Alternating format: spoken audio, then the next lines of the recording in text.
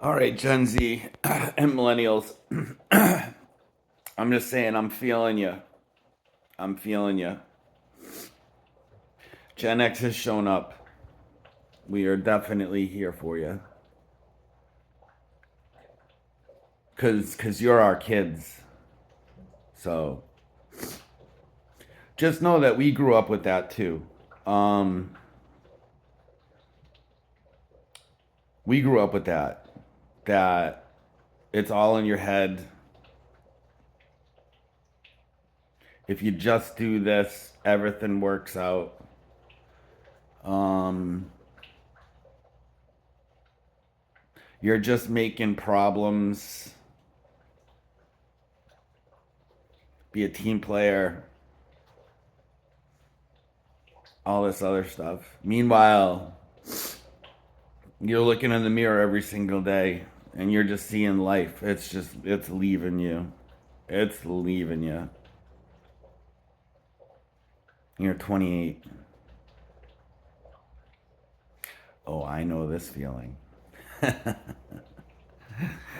My life was screaming to get out of my body as much as possible for a very long time. We had to come to a compromise about this.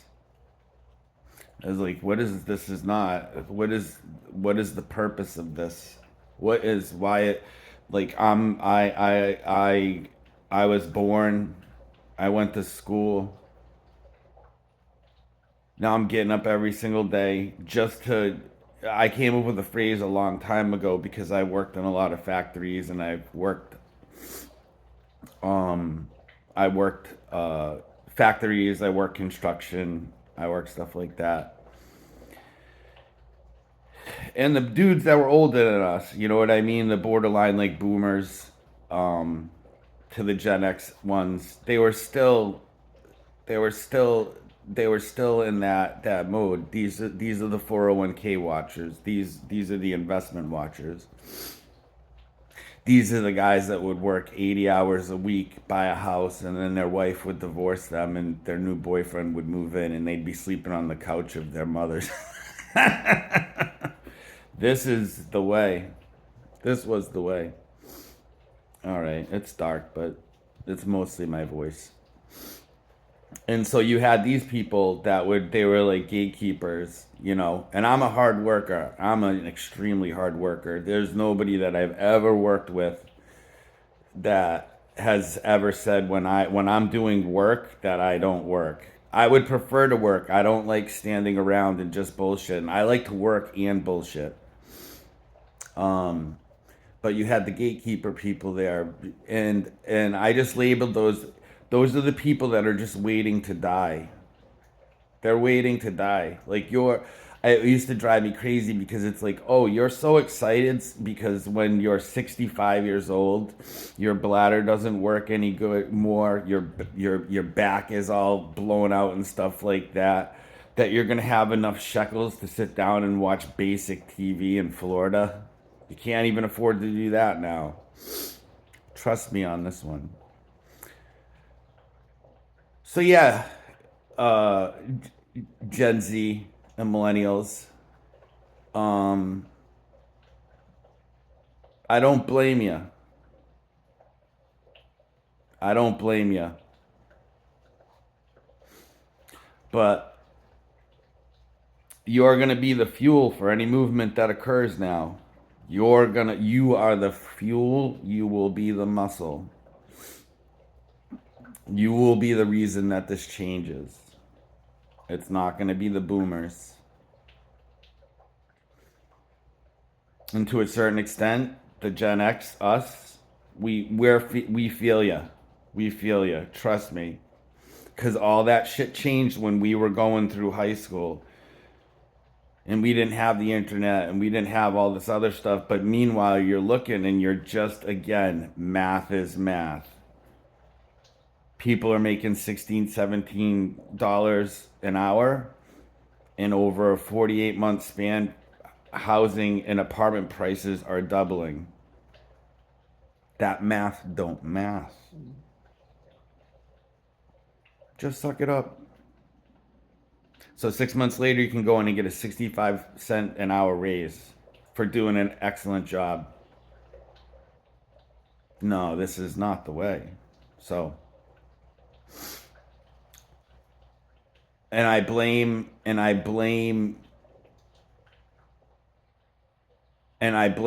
emotional stuff you have. I don't think it's laziness. I don't think it's laziness. I think there's a malaise that's there, and that becomes its own evil. And you start feeding it, so you got to not do that. But then again, somebody says, "Oh, just get motivated, go out and do it." And you walk outside and you look, and you're like, "What is this?" Oh, this kid, he's spending all their time doing YouTube videos and all. Well, guess what? They make as much money, if not more, doing that than delivering mail. So you got to do what you got to do. Um, so yeah, I'm there with you. I think you all need to learn how to act differently. Again, we're not going to blame you for this. You need a retraining. You need a retraining. I had a millennial correction moment yesterday. It's always good to have a agitated conversation when you're half naked in the sauna with a bunch of other men, but this is the way. Uh, a millennial dude came in, bigger than me, and I'm sitting in there. Everybody's got their earbuds in.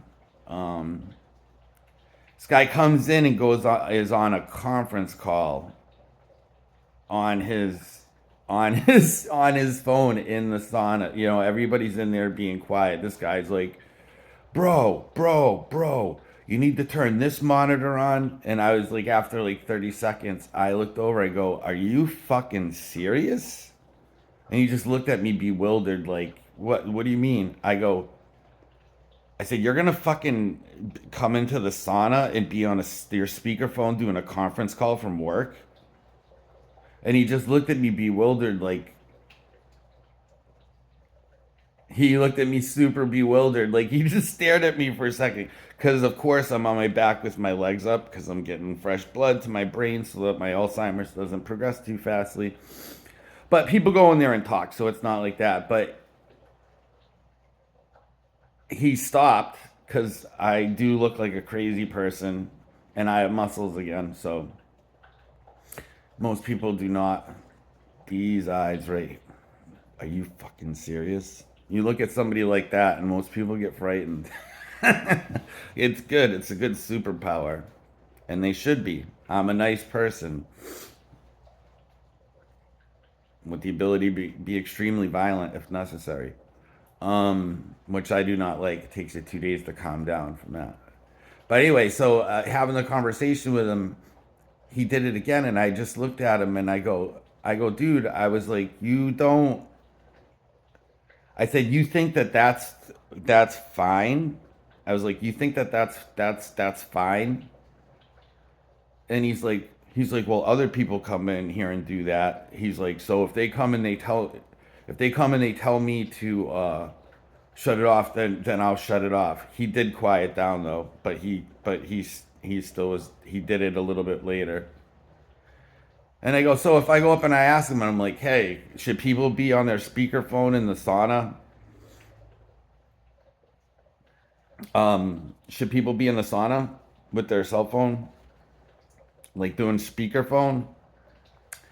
And then I was like, the naked middle aged Karen guy gonna go to the front desk.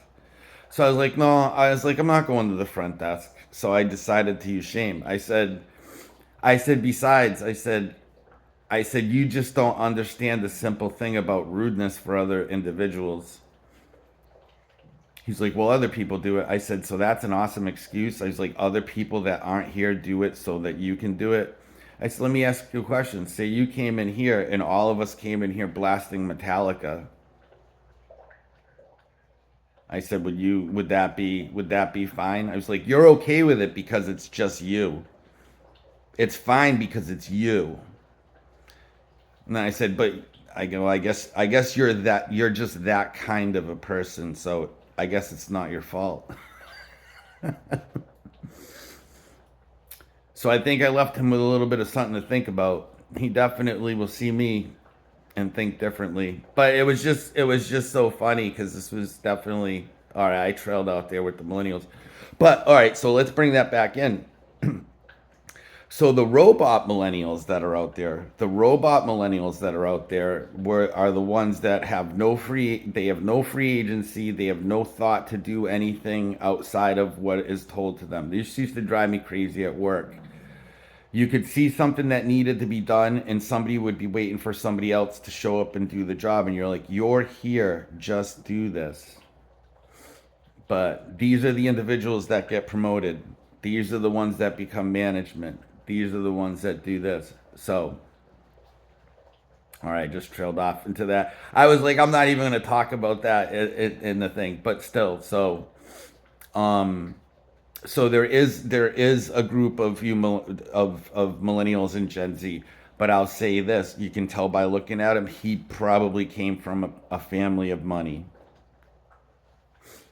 That's the other thing you see, especially being down in Miami. It's like you're seeing people on the streets, you're seeing people that are like post people, you're seeing people that are police officers, firefighters, you know what I mean? Just regular stuff. And as I was waiting for my money to come in, I would do some DoorDash from time to time just to make some extra money for stupid stuff. It was a way to, I wasn't working or anything like that, but it was a way to just get some extra money and to actually do something. Sitting around after an injury and not doing something is not good. But I would go into all these huge high-rise buildings in Brickell, and it would just amaze me. You'd go up and there'd be like 22-year-old kid ordering DoorDash at 11:30 on a Thursday afternoon, and you take the elevator and you go into the penthouse and you're like, I'm in somebody's house. What's going on? And you got this rich 22-year-old kid that's playing Fortnite with dogs eating stuff. And I don't know where these people got their money from. I don't know where they got it. I don't know where they got that level of money. Like, where did you get that level of money? And then that kid's gonna end up inheriting a company. All right, so that's a mismatch, but I'm here for you. I'm here for you, millennials. I got nothing to do with the rest of my life, and I have some youngs on my end that I am genetically responsible for, and more than that. That was just a joke. But for whatever I did not do in the first half, I will do more than that in spades for this one, because my grandkids need it. They're gonna need it. They're gonna need it. They do need it. And I think for all you people that are still, you're all set. You got all your stuff. You were able to be ahead of the wave for a while, and so now you're all set. Show some compassion. Show some compassion. Because it's not like that. It's not like that for your grandkids. It's not like that for your kids. I'm optimistic. But then again, Gen Z, millennials, you're going to be the engine. Gen X, the Goonie generation, will take the lead. Because we know, we were saying this, trust me, we were saying this because we were all having kids young and we were seeing how expensive, and you were just seeing, you're like, this is not slowing down. This is not slowing down. All right, well, this is going to be a long one for no good reason. Um, so yeah, so there's that. So let's see what we can do.